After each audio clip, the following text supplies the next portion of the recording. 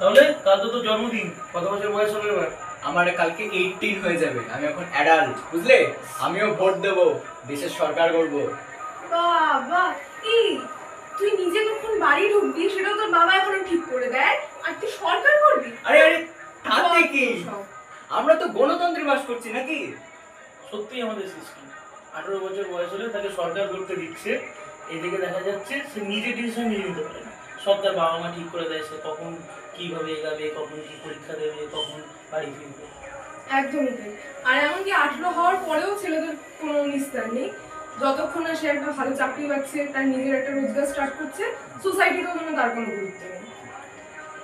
না এটাই ব্যাপার, এবং পরীক্ষাও, এই চাকরির ব্যাপার, কোন পরীক্ষা দেবে, 18 হয়ে গেছে তারপরে চাকরি করবে, সব বাবা মা ডিসাইড করবে এই পরীক্ষাটা দেবে, এইটা না, এই চাকরি করবে, এইখানে চাকরি করবে, সমস্ত কিছুই তার জন্য ডিসাইড করে দেওয়া হচ্ছে। সে নিজের কোনো মত প্রকাশ করতে পারছে না, এদিকে সে সরকার করছে।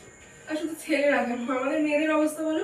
মেয়েদেরও যেন বিয়ে না দিয়ে শ্বশুরবাড়ি না পাঠালে যেন তাদের কোনো স্বাধীনতাই নেই। একদমই তাই। মানে এই যে কনস্টিটিউশন, এই যে গণতন্ত্র, সব যেন একটা প্রহসন। যাদের হাতে দেশ গড়তে, সরকার গড়তে এত ক্ষমতা, এত কিছু বলা হচ্ছে, সে নিজের জীবন, নিজের ভবিষ্যৎ গড়তেই মুক্ত নয়, চিন্তা করতে মুক্ত নয়। এর থেকে বড় বোধহয় হাস্যকর সিস্টেম আর হয় না।